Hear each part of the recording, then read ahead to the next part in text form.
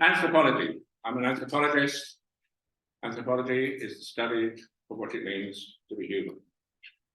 And it's kind of where everything else connects up. It's where history connects up with prehistory, where natural sciences connect up with social and cultural sciences. I call it sometimes the Clapham Junction of the sciences. And science needs to be joined up, of course. Bourgeoisie specialized in fragmenting everything, making sure that people can't connect up the dots. And there's a good reason why anthropology is not taught in schools. It's because the schools are kind of centers of initiation of young kids into this particular way of living. And if children of 13, 14, 15, 16 have some kind of vision of all the other completely different ways there are of being human, of bringing up kids, of organizing sex, of, I don't know, respecting the sacred, all those different alternatives, of course, kids will be much more rebellious about fitting themselves into the boxes, preset to them under this particular system. That helps to explain why Karl Marx and Friedrich Engels were anthropologists. I really need to stress that. Some people think Karl Marx was an economist. That Capital was prefaced as a critique of political economy. He wanted to get out of the idea that there's a thing called the economy, and he kind of study that as a separate system. Clearly, in the West, under capitalism, it sort of becomes a sort of autonomous system. But Karl Marx and Friedrich Engels were absolutely clear. If you're interested in what it means to be human, it isn't exchanging with a view to making a profit out of your exchanges. It's absolutely clear in the economic and philosophical manuscripts and so many other of the early writings that we feel human and we are human in producing, and that doesn't mean just getting a tool and making something. Producing for Marx and Engels was producing food, happiness, songs, I don't know, children, sex, producing life for each other. And it's in giving life to others, proving ourselves like valuable and useful and productive in the eyes of one another, that we feel human, feel there's a meaning in life, and I needn't go on.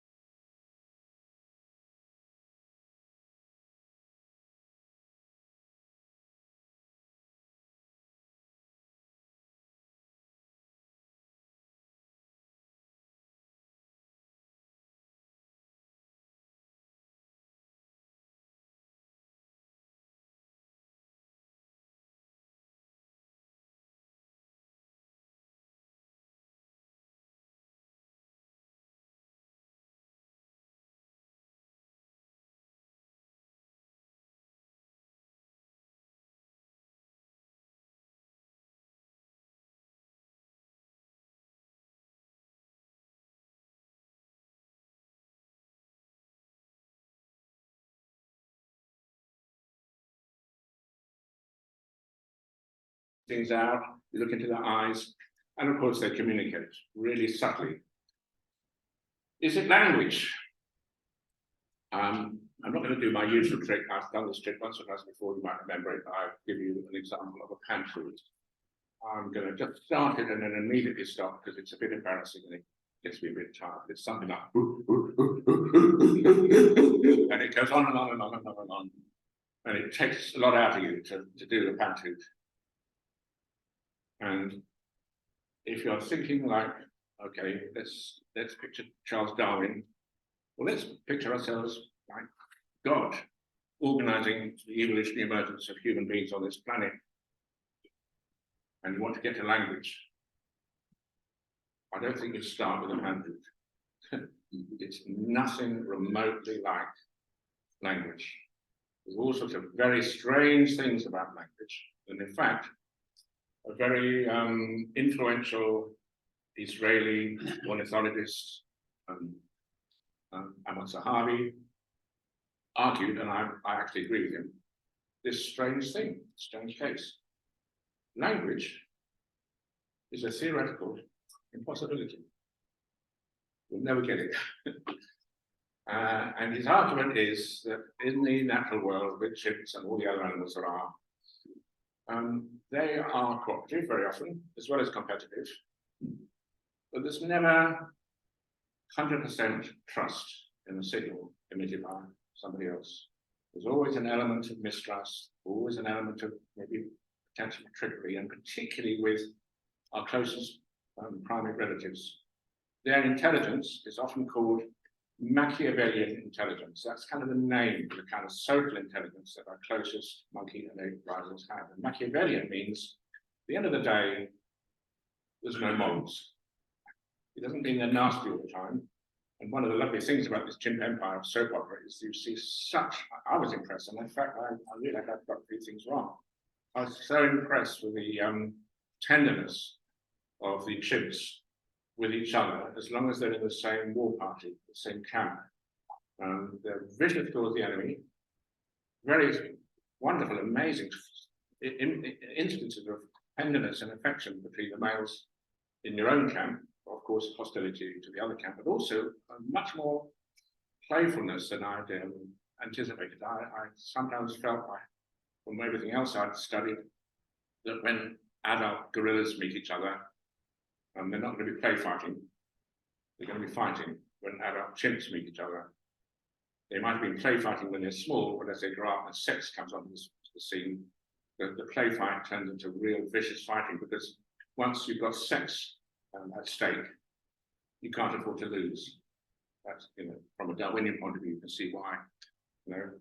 What a pattern would be set if you're a loser in those sort of battles. And so each male wants to win, and it's not a playful thing at all. But anyway, I'm just saying,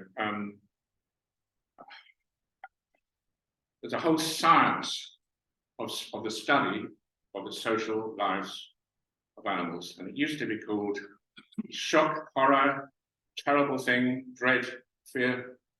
Used to be called not just biology. Does anyone know what I'm hinting at? Sociobiology. Oh my God, no, not sociobiology. Of course, all the sociobiologists, they're all around everywhere. There's not a single scientist studying butterflies, giraffes, killer whales, chimpanzees, anywhere on the planet that's not using this new form, relatively new form of biology. But of course, they don't want to call themselves sociobiologists because they get shouted at by the Maoists and others. But still, I mean, animals are social. And they're social for genetic reasons, by the way. There's all sorts of reasons. I won't go into all that. I spoke to getting into language. And as I said earlier, it is sometimes felt that language is kind of a no-brainer. It's obviously useful. So I need to stress right from the start, if you were a wild living chimpanzee and you were somehow equipped to rely on language as your means of communication with others, and you had the kind of language capacity in your head, you'd be extinct pretty quickly. Language would not be a useful thing to have if you were a chimpanzee living in the wild. And part of the reason is that words are cheap and can easily be fakes. And all animals are constantly on guard against being deceived. They want to know for real that this signal is what it professes to be. So we humans, and us lot here in this room today, what happens when we don't quite trust each other? The story might be you and I, we just robbed a bank, and we stepped with the loot somewhere in South Africa or somewhere, and I'm coming up to you and I'm saying, where do you stash it? Sort of say, oh, tell me where it is. Do I believe you? Do I believe you? You're going to be double crossing me. And so, of course, I'll be looking very closely at your eyes with a twitch, any beads of sweat on your forehead, any hard to fake signals which, I almost like when I look at you, I'm a lie detector. Sorry. Okay. So animals always have that lie detecting stance to check out whether the signal's reliable or not. That is what I mentioned earlier, Amos Harvey, that called the handicap principle. In order to prove that your signals are reliable, those signals have to be hard to fake. In a sense, they have to be body language. And anything like human language, which is completely disconnected from the body, it's kind of you might call it head language, isn't going to be useful to you. It's not going to be what you need to rely on. So constantly, this potential for deception is pushing animal communication away from the direction of evolution that we humans could go into. So,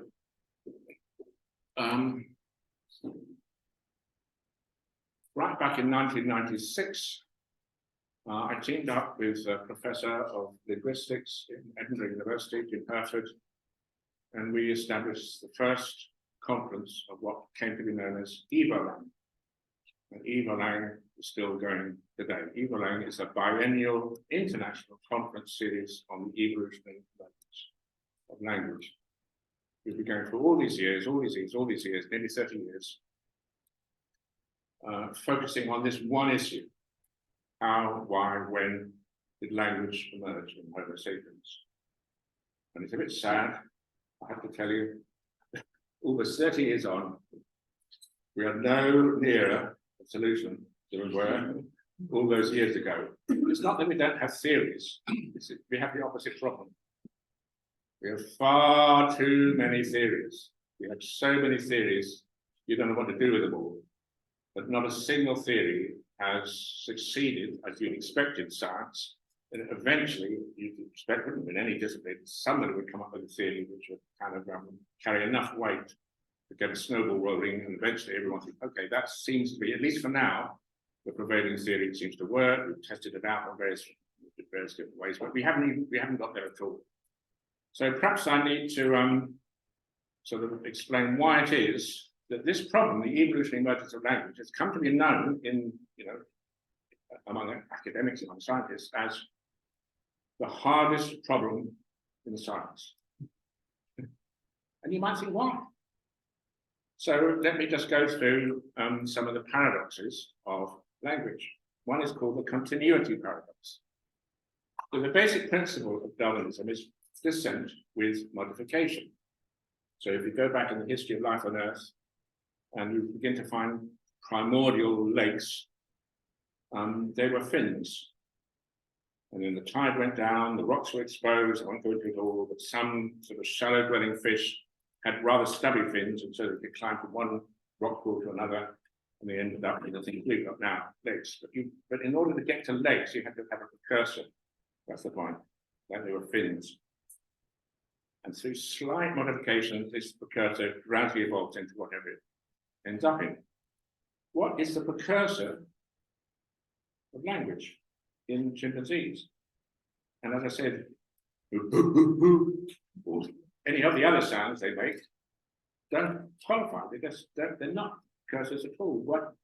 It's almost like there's nothing to build on, which has got the features which we know are the critical features of language.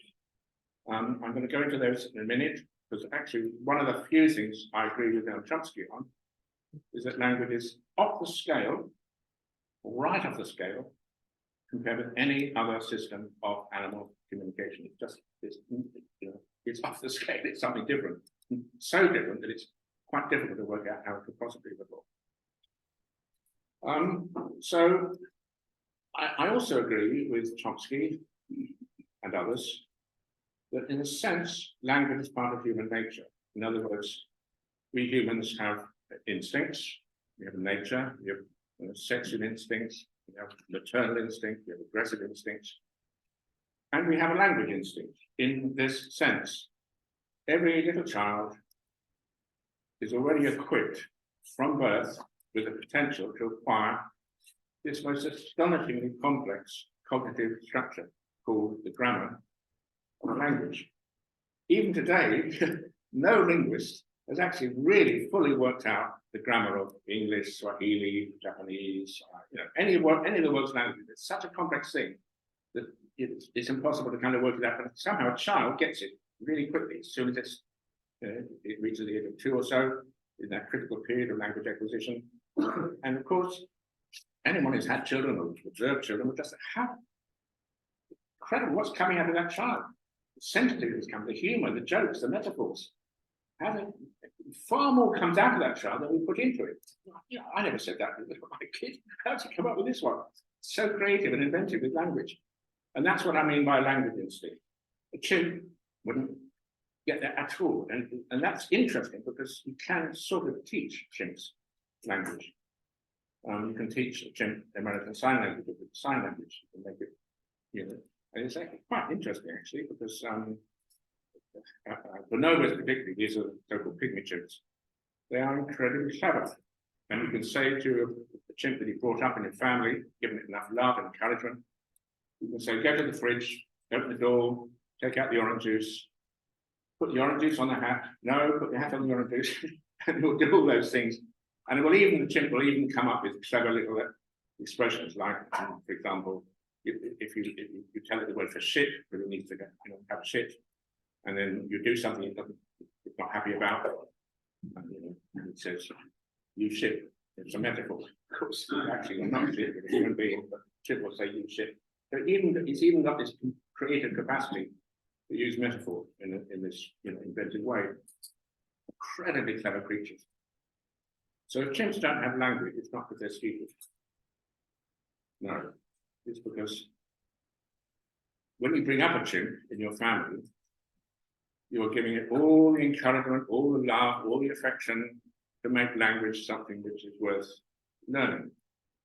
And in the wild, it will have plenty of affection, plenty of cooperation. Don't ever think that chimps don't cooperate. Incredible levels of cooperation when they go hunting with colobus monkeys, for example. But it's always mixed up with conflict and competition. And it's just not the environment, the social environment in the wild, which would make language anything remotely worth having. So we have all these instincts. Our closest relatives have, as I say, many of those instincts: maternity, aggression, sex, and all those things. Where is the language instinct in chimpanzees? Doesn't seem to be there at all. It's not like just chimps in the wild. They have slightly rudimentary language, just a bit of grammar, but not very complex. If you talk about grammar, they don't have grammar at all. There's no such thing as grammar in a Bantu or a food grunt or whatever. Another strange feature is called modality independence. With language, we can use our voice and tongue, and what we call articulated, the lips, the tongue, the socket, and so on, just what I'm doing, talk. But of course, you can also text. Okay, text is quite recent, but of course, there are other ways of doing something different than talking and still, if you like, speaking. So children that are born deaf will use signing. And what's been discovered, it's it took a while. One of the things was the revolution in Nicaragua, the Sandinista revolution, when suddenly the new regime put all the impaired children who've been isolated in their homes previously, brought them all together and tried to teach them Spanish. What happened? The kids met each other and were able to discover each other's company and feelings and wants and needs and stuff, and invented a thing called Nicaraguan Sign Language. When children learn sign language, they learn it as naturally, as completely, as fully, and it's just as complex and just as brilliant a system of communicating, and it's linguistic in all the grammatical properties of spoken language, which seems to indicate that if we have a human like a language instinct, how come it doesn't seem to care what the modality is? The modality means the mechanism of transmission. Is it sound or sight? It seems not to matter. And modality independence, I mean, it's very strange that you can completely switch off hearing. So you're in the dark, you're hearing somebody tell a fairy story around a campfire at night. Nobody can see the face. All the details of that tale you can get if you're in signing. But of course, you can also get it in spoken language without seeing the person at all. So it's kind of, you can switch from one modality to the other, and it seems to make no difference to the richness of information of the system that you're communicating through. That's a paradox, because, I mean, that's the way of putting it is this. Imagine a bird, a blackbird. I mean, for me, blackbirds are truly beautiful singers. I don't know what the world would be like without blackbirds singing in the summer, spring. Imagine tying up a blackbird's beak. Could it sing through its wings? But that's the equivalent of human child unable to speak and speaking through its hands and arms. It's equivalent. It's not just that it's impossible. It's kind of unthinkable. It doesn't make any sense. How could a blackbird sing through its wings? So the very concept of modality independence is very strange. It sort of doesn't make theoretical sense, and yet we seem to be capable of it. Another paradox is the evolutionary time frame.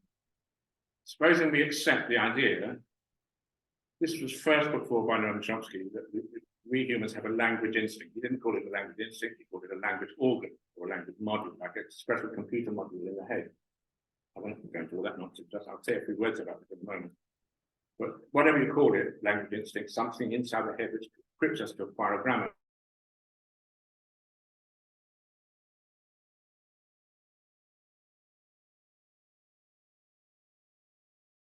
We have been hominins, that means great apes walking on two legs, for about 6 or 7 million years.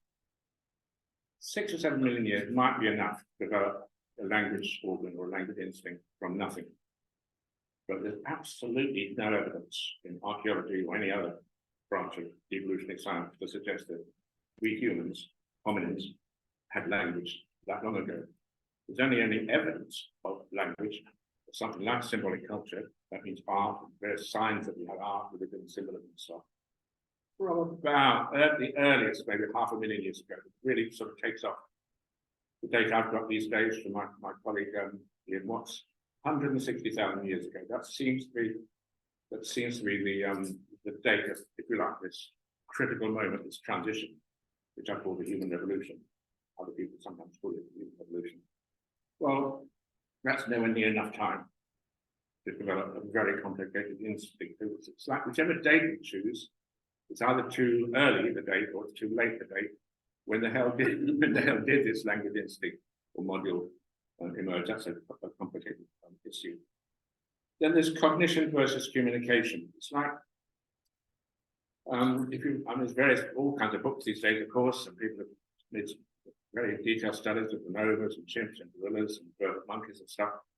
And what's become very, very clear is that when our primate relatives hear each other's vocalizations, their cognition is very, very sophisticated. They can really work out, oh, she's just been having sex with him and he's getting upset about it. There's going to be a big fight in a moment. All these things can be read from a signal. So in terms of, if you like, reception of the signal, it's incredibly complex. And now let's turn to the other side of it, production of the signal. It's extraordinarily crude, very crude range of signals, which are graded signals. They're kind of like, you have a wabak, a fear grin, a pantu. They kind of sort of grade into each other. So it's kind of the more or less angry, the more or less sexually aroused, the more or less, everything's sort of more or less. So in that sense, it's complicated, but it's incredibly limited in terms of production compared with comprehension. So the listeners get a lot out of those signals, from contextual cues, from what they know about the creatures. It's like when I hear somebody talk, partly I'm listening to what they're saying, but partly I'm thinking, who is this bastard? What's he got to say? Where's he coming from? You're thinking of all the context. Well, the chimps are very good at that. They're good at the contextual cues, but the actual sounds, well, they're, as I say, limited. Costly signaling is this whole theory that Amateur Harvey developed. It is very, very influential, which is that in order to prove reliable, your signal in the animal world needs to be, in order to be trusted, your signal needs to be reliable. In order to be reliable, it has to be costly. That means the animal has to put its body into it. I mean, the best example of that costly signaling might be it's a peacock's tail. So you have all the peacocks, the huge, massive tail.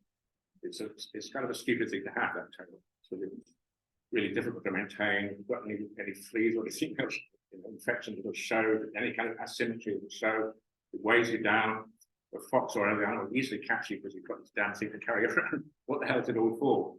Well, it's because all the peacocks are telling the peahens, I am the best peacock. You want me, partner. I've got kind of saying in their own way with their body, of course. I've got good genes. That's kind of one way of translating it. But of course, the peahens looking at all these males and you'll say that. You'll say you're the best one. Prove it. And so the peacocks are all going to fight each other to show that they're healthy enough, to be able to afford this ridiculous huge peacock's tail. Well, that's one example, but the costly signaling paradigm works for animal signaling in general. It's obviously not so extreme in many ways, but it's just saying that every animal has to invest its body in its signal. It can't just tweak things in its head or using its tongue. And with language, I'm talking. How much does it cost for me to say? I don't know. I've met somebody here and said, I don't know, doing some anthropology in some place in some part of the world, and we'll meet you tomorrow. Let's take it off again. We'll meet you tomorrow. That's a huge difference. Meeting. How much does it cost? I guess we moved a continent, moving from one to the other. Languages that with almost zero cost, you can switch between one meaning and its opposite. In the animal world, that just wouldn't be allowed.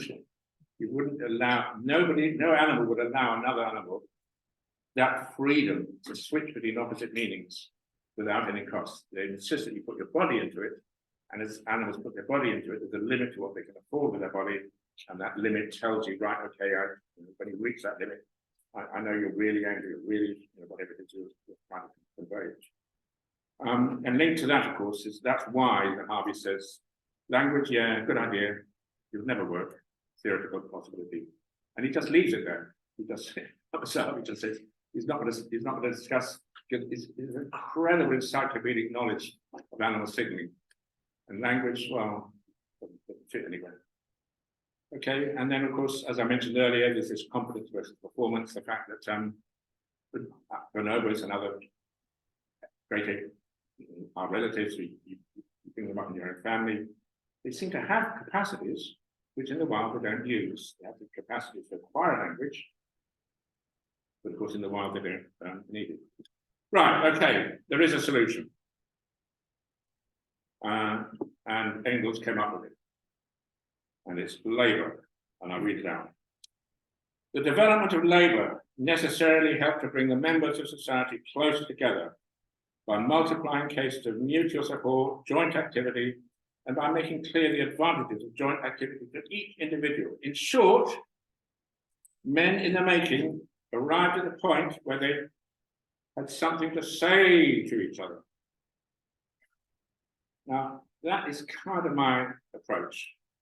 You have to work out why it is, how it was, when it was that humans had something to say to one another, and it was something to do with what I mentioned earlier, the fact that we humans gain pleasure from producing for one another. That's kind of the definition of unalienated labor, labor when it's not alienated. You don't do it anymore, you don't do your work to keep body and soul together, you do it because you're a human being and you like, showing that what you can do for your kids, your neighbours, your mates, each other. So that's good. So let's flesh it out. Let's flesh out Engels' theory. But of course it needs fleshing out of it. Because chimps make tools, and they make really complicated tools. I mean, now honestly, just how complicated a tool set a bunch of chimps in, say, the Thai forest or somewhere in that region of Africa, Central African rainforest region, where they different parts of that massive area, they're not thriving. Obviously, they're suffering from logging and stuff, but still, they're still around. And then you might get honey, and there might be an underground bee's nest, and they need all kinds of complicated tools for extracting the honey, from breaking open the comb, for putting it out, for dealing with the bees, and the whole tool set on the ground. But if you go where they've just been looking for honey and gathering honey, you've got all these different shaped tools, all carefully manufactured, carefully. They don't carry the tools around with them; they make them on the spot, but they're really complicated tools. And then, of course, the famous anvils and nuts. So, chimpanzee will have these really huge, big, hard nuts. An anvil there. The anvils seem to have been in that part of the forest for apparently thousands of years, more or less in the same place. Again, they don't carry them around; they're too heavy. You put the nut on the anvil. You take another big rock, you smash it.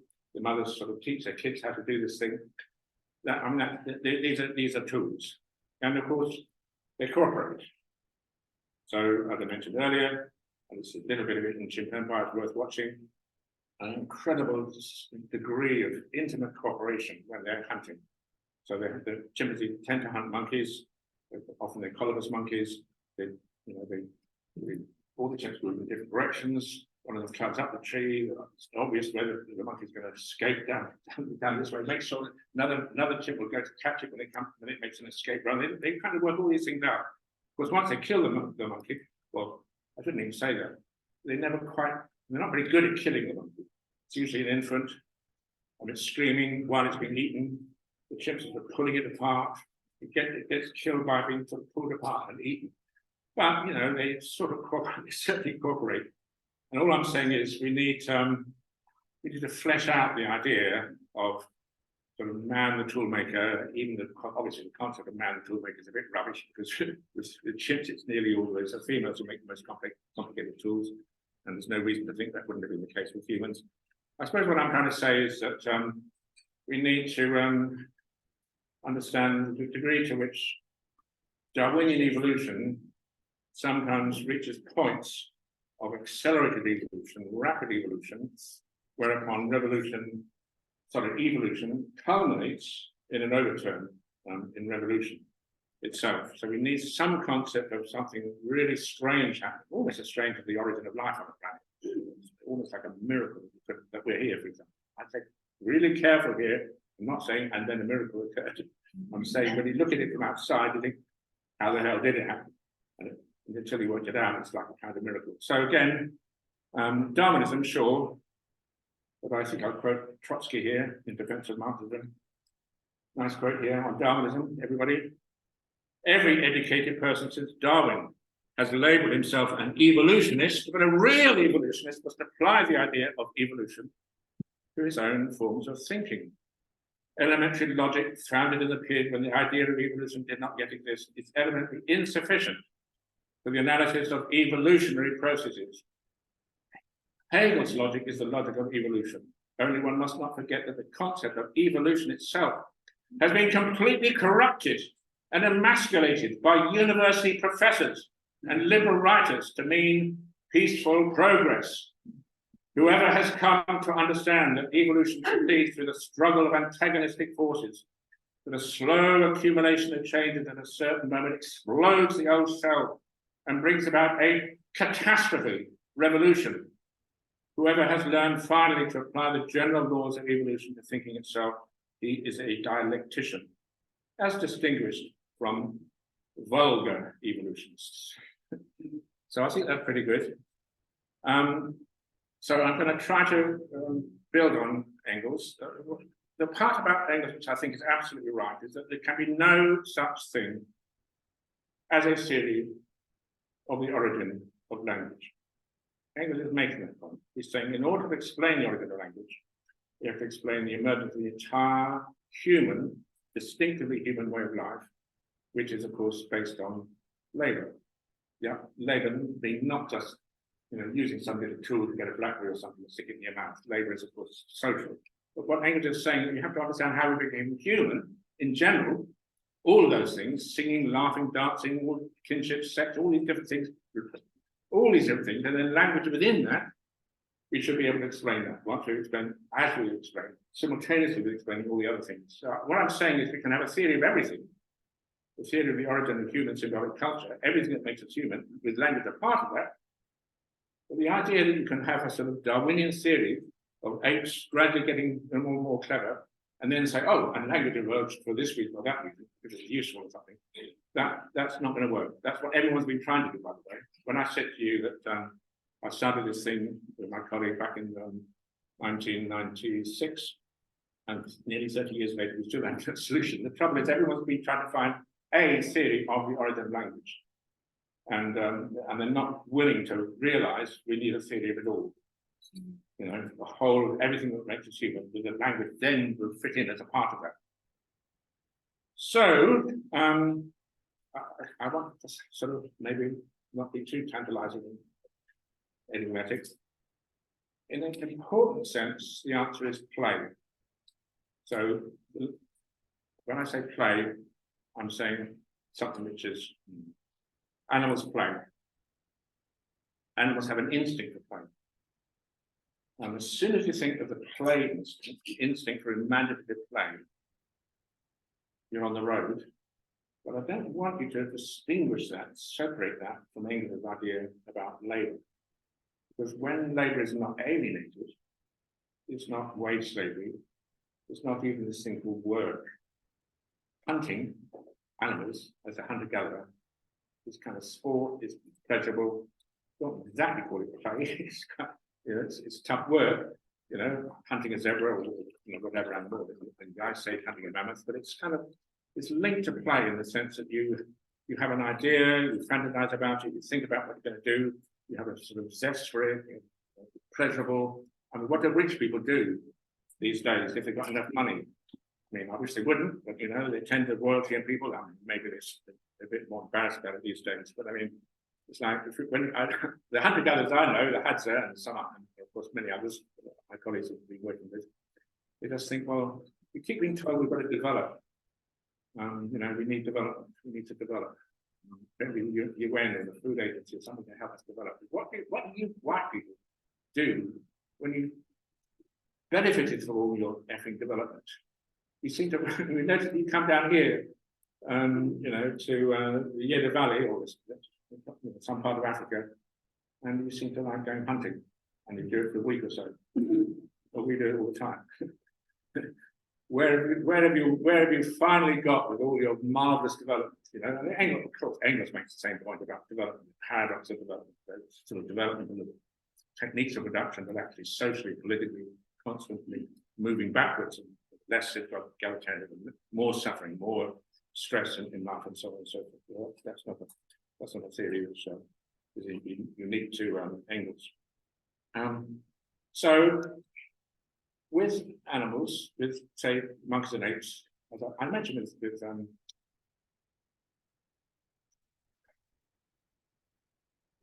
the Netflix film, Chimp Empire, I was so surprised to see in one of the groups, the smaller one, which was the communistic one, it's the one that was really under pressure from its neighbor. They involved the females in patrolling. The females have got a much more status than the chimps in the other group.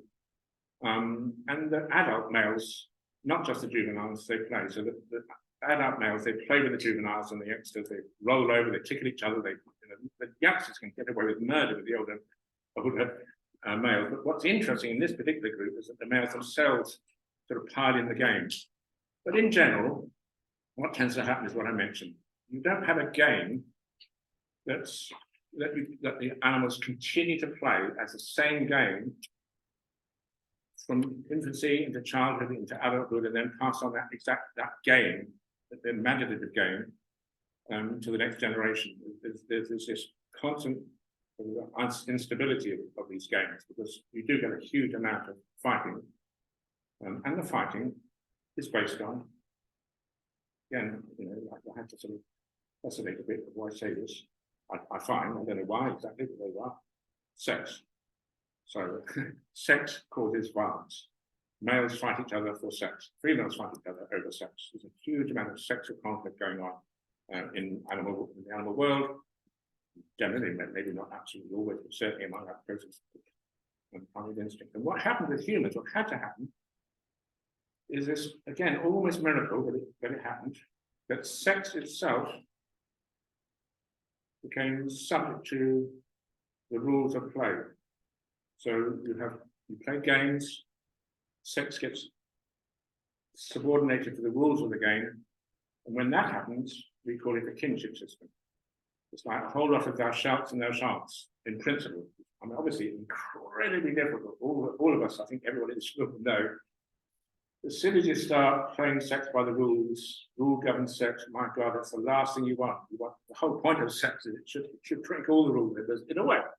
Otherwise, it's kind of not pleasurable. But hunter-gatherers have enormously complex things called kinship systems, where there's a whole set of rules. And of course, the rules are there because if they weren't there, things would get really pretty unpleasant, particularly probably for the kinds of creatures that are less good at violence. Perhaps I should stress this again as a point I always make. That the evolving female ape, the evolving human female, right up to today, is not very good at certain things. The female is not particularly good, including today's human females, not particularly good at certain things. I will have to say that. And the thing that females are not particularly good at compared with males is violence. So if violence is the name of the game, in general, I'm not saying women can't be pretty damn violent, of course, but in general, if violence is the name of the game, males are going to win. And so you would think that if there were certain things called rules, let's give the most famous example, the incest rule. That's a rule concerning sex. Without that, we would be completely F-U-C-K-E-D. If there's no rules about that sort of thing, forget the whole idea of rules. It's like if nothing's sacred, we would just be extinct. Claude Lévi-Strauss, this very famous anthropologist, thinks that the incest degree was invented by men. And he says you have a group of men over here, a group of men over there. These men have their sisters and daughters, these men have their sisters and daughters. One fine day, the men over here felt the need for in-laws. And so they said, right, you have our sisters, but can we please have your sisters in return and exchange their women? It's hard to believe, bourgeois anthropology, but that is still the standard theory of the origin of the incest degree, even today, that men invented it by giving away each other's sisters to each other as gifts, as pawns in men's sort of games of exchange. Now, any selfish gene Darwinian, and by the way, all Darwinians these days are kind of selfish gene in the sense that the gene has to replicate itself. It produces certain creatures, it produces incredibly altruistic people like bees, willing to die for the hive. But it's like any Darwinian these days just knows, and will say so, by the way, against Lévi-Strauss, that if there are costs of incest, like there may be some genetic costs. I'm not saying you're going to have a kid with 3 ears or a very long nose or whatever like that, but I mean there are certain genetic costs for incest, and those costs will be brought by the female simply because the male can always go having had sex with his sister and got her pregnant, you can go and have sex with somebody else and get her pregnant. So the male won't bear those costs. The female can only have so many babies. So if there are costs, she'll bear those costs. And then you look around at the chimps, and you find that the chimp females, when they come of age, it's a brilliant scene in Chimp Empire. I'll give away the secret, the ending. The ending of Chimp Empire, the last episode, is a young female chimp. She decides, right, I'm getting out of here. And off she goes. She's like a heroine, off into the distance. She's going to go into a new part of the forest. She doesn't know anyone there at all, having to start all her life, all her friends, all of this, everything she's relied on, completely new, because she's got to get away from her brothers and father. Because with chimp males, they do try to have sex with their sisters and daughters. They do. Not always, but there's a constant. The females are always being harassed if they're near their older relatives. And so they have to get the hell out of it and have sex somewhere else, which means, of course, that the females lose the critical source of support from mum and sisters and kin just when they need it most, when they're having their own babies and need some help with breastfeeding and stuff. So one of the critical things which happened in our species is that around 2 million years ago, we think living with mum became the norm. In other words, exactly what Engels says in his Origin of the Family, Private Property of the State. Women started living with mum. That meant the descent was matrilineal, meant women had support from their own kin, means they get shared childcare with their mothers and their sisters. Shared childcare, I won't go into all this, I've another whole Pandora's box of stuff. That's Sarah Hurdy's theory. Sarah Hurdy being, of course, the founder of human sociobiology. She's almost the inventor of self-routine theory where humans are concerned. And she worked out, and everyone more or less agrees with her now, the first really momentous form of cooperative labor that was established by the human species was collective childcare, looking after not just your own kids, but each other's kids, which then led to another thing which Engels talked about at great lengths in The Origin of the Family, classificated kinship, where every child has not just one mother, but a whole range of individuals that he or she calls mother, because childcare is collective. Right, how much time have we got? Have I nearly finished? 10 minutes. 10 minutes, okay, right. Well, So, you can go. okay, so I've said that sex has to become subject to moral rule. Females are going to be the drivers of that change. And then we get to sort of my own theory. It's sometimes called, again, shock horror, sex strike theory. Some of you here, of course, will have heard of it before. It's actually not a theory, really. It's more of a description for what happens among egalitarian hunter-gatherers. That means that what happens among hunter-gatherers who haven't developed accumulation of property. So African hunter-gatherers are all what we call immediate return. They don't store food. And it's not called sex strike, usually. It's called bride service. But it's the same thing. What it means is that a man never marries, that is, acquires conjugal rights in a woman. So the people I know best, the people my partner studied, but many other people have studied, the Hadza, the bow and arrow hunters. A man never acquires conjugal rights in his wife. He's always in the process of having rights, not even rights exactly, but if he wants sex, and a lot of people do, they like it, he's got to earn it. He's got to make himself useful. So he has to visit the camp where his bride lives with her mum and other relatives. He's got to make himself useful. He's got to prove himself like a man. He's got to go hunting and bring back the meat, and he's got to be modest about it, not to show off. And I've got all this, all the men they make fun of each other. Oh, call that an animal, call that a zebra. They're all bringing each other down. But the critical thing is, part of sex strike is that as soon as a man proves himself idle, lazy, insolent, insults his wife, insults his in-laws, he's out, he's off. Out, back you go, back home, back to your mum, back where you belong. So that's what happens. And I'm calling it sex strike because it means that women always have the right to say no to a man, even if somehow he can call himself, oh, I'm your husband. I mean, that word husband doesn't quite work in these bride service societies. So what I'm saying is that women have, because they live with each other, then you have this matrilineal, matrilocal dynamic, women have solidarity, and they can go on strike. They can just say, no, you want sex, you're not going to get it. You haven't hunted anything for months. And they come up with all the various misdemeanors of the guy. It's not the end of the world for him. He goes back to mum and he finds some other relationship somewhere else because people are sort of locked in wedlock. So there's no one else to go to. So what I'm saying is, after that strike action came human culture. I've got a way of expressing this. all language, all culture, all religion, all kinship, all consciousness, self-consciousness, self-awareness, was born on the picket line, the primordial picket line.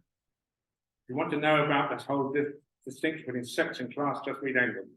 All of Engels' writings are about how the first form of private property was the ownership of a man, of a woman in monogamous marriage. I don't want to go into all that, but the idea that sex was a sort of battleground of early human society, because society somehow conquered sex. Obviously, doesn't mean you didn't have sex. You probably have a lot more sex once you conquered it. But I'll just read out from a rather nice quote. This is Marshall Salins, The Origin of Society. Salins, by the way, he died recently. He was the main anthropologist in the States for many, many years.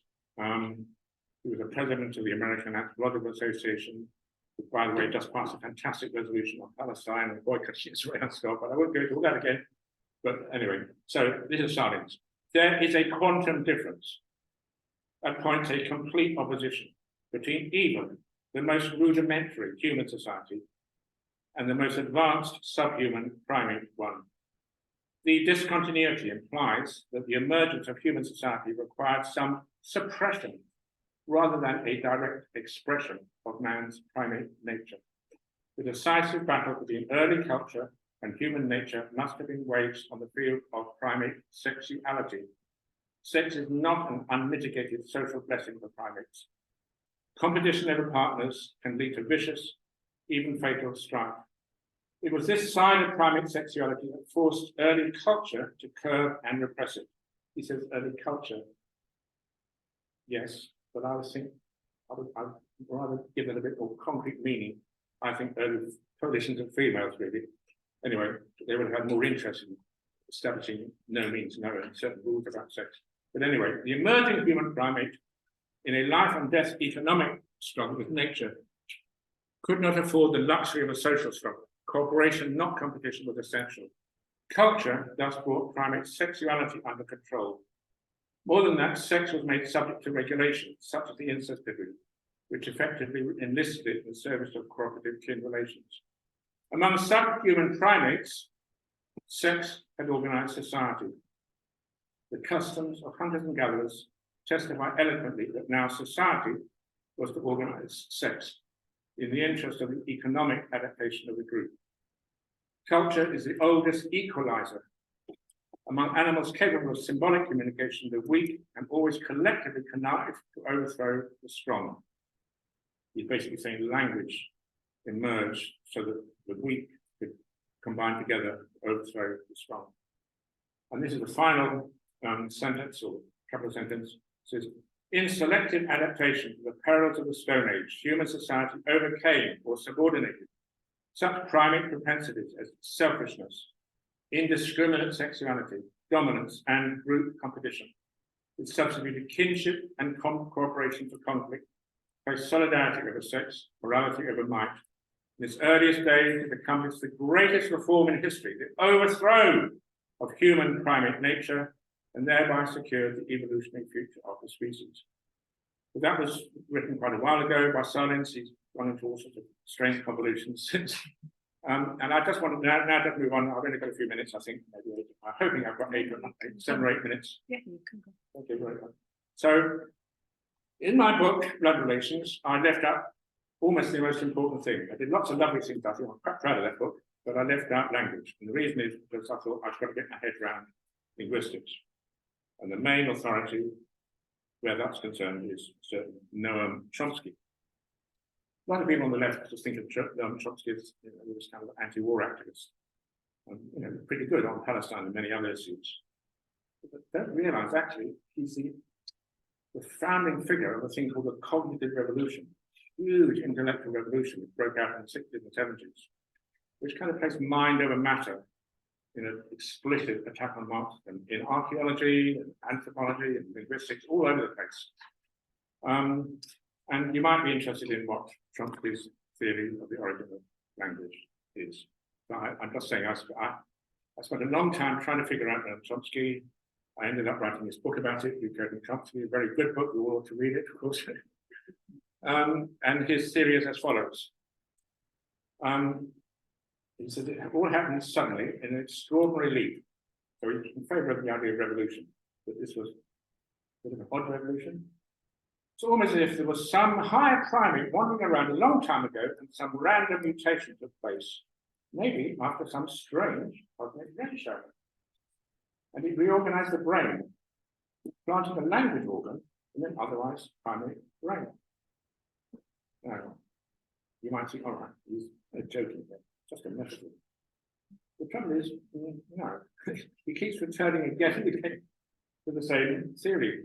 So the simplest account of the great leap forward in the evolution of humans would be that the brain was rewired, perhaps by some slight mutation, to provide the operation merge.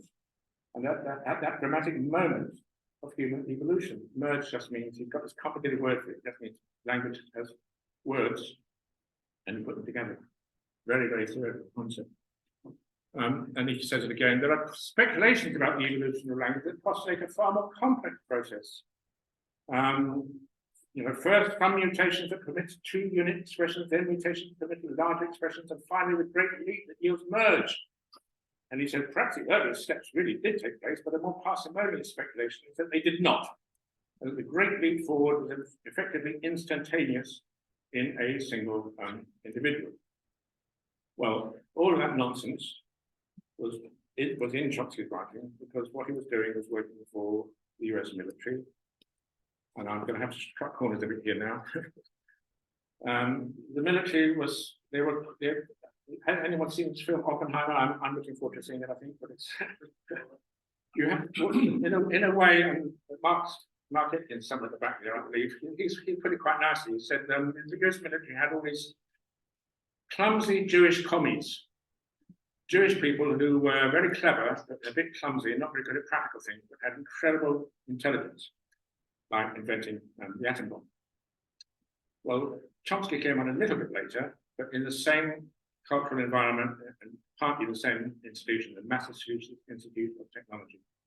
And the military was sort of saying, I'm going to have to cut corners a bit. They were saying, no, can you build me a little black box that you can put in a missile, and you can type in instructions in English. You don't need to do computer code and say, hit them commies in this part of Vietnam, this part of Vietnam, blah, blah, blah. And Chomsky pretty much said, well, I'm against military technology, military applications, but I'll work on the theory.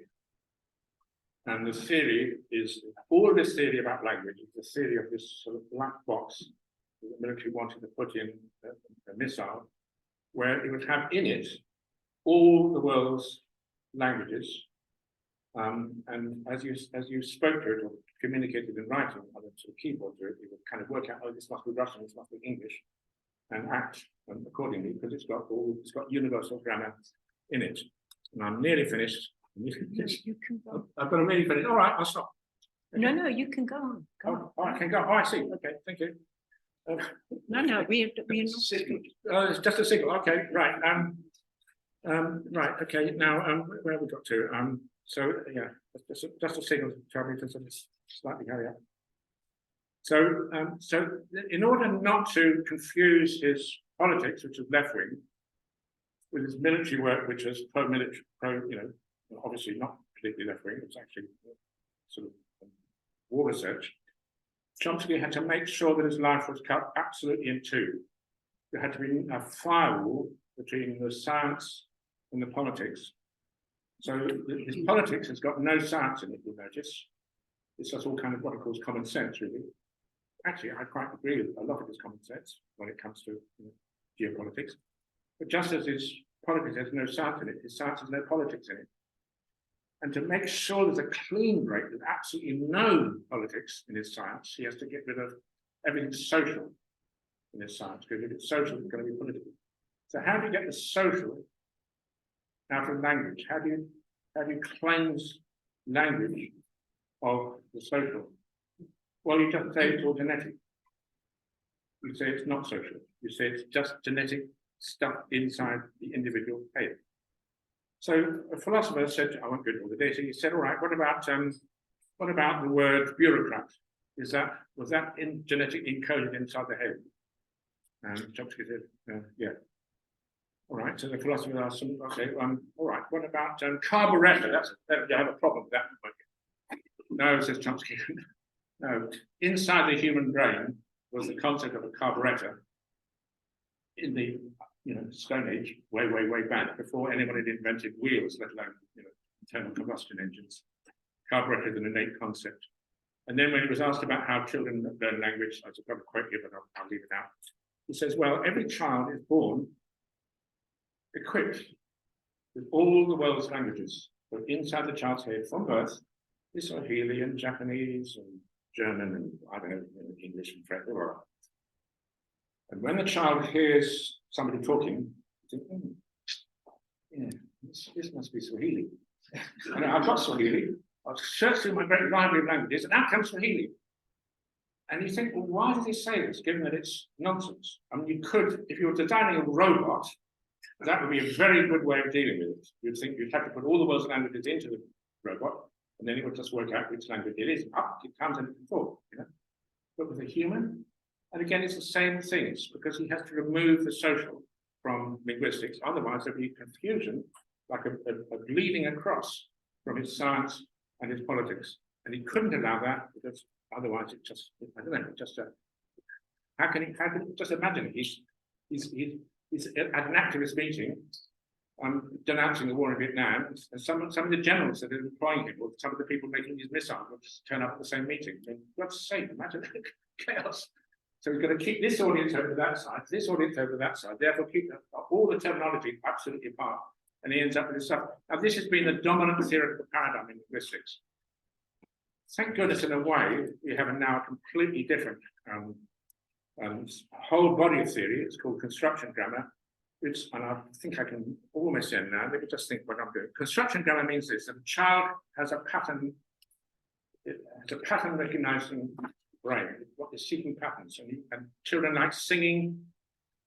Hello, Mrs. Good morning, Mrs. Josephine. Little chant. And what they like is to have the same chant with slightly different words in it, implanted in certain positions, and the parts of the chanting or the chorusing, which remain the same from time to time, from one time to the next. That's what we call the grammar.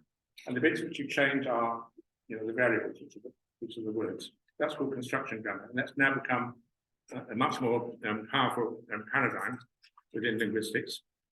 And all I'm saying really is that once you had the revolution, once you had the picket line, once you had the kind of levels of trust, which would mean you haven't got to spell out in massively complex body language, you can just tweak some signal, add a little element, add a consonant, take a consonant, tweak a vowel, use your tongue to do something slightly different. Because you're in a world created by what I'm calling this picket line. Actually, what it does is it creates a domain called the ritual domain. Everyone gets together, everyone does a dance. You're now in a kind of virtual world, not in the real world anymore. For example, now I'm talking to you. Every single thing I'm talking about is not in this room. As I'm talking to you, I hope, your minds are wandering around through bonobos and the ice ages and all these different things. None of it happening here. Chimps don't have a virtual world. They're not in the world, they're in the real world. If you're in the real world, you don't need language. You only need language when you're in virtual reality.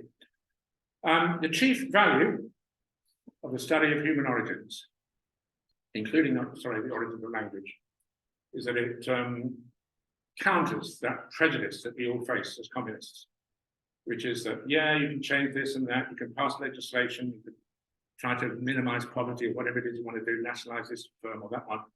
Yeah, you can all that, but one thing you can't do. No revolution will change human nature. And there's an answer to that, which is that there was a revolution, one revolution actually, which worked. And it was the human revolution.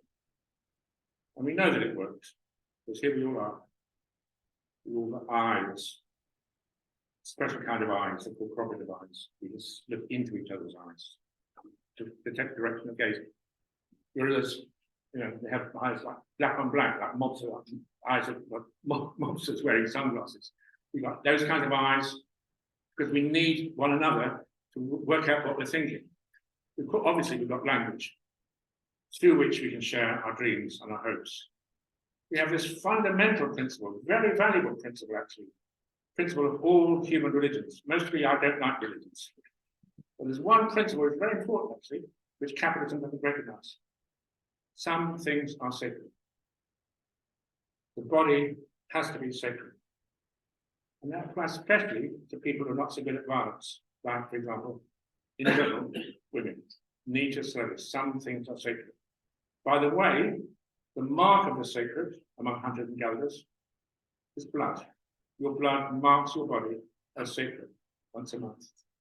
All I'm saying is that we won that revolution, the human revolution. Here we are to prove it. We did it once, we can do it again.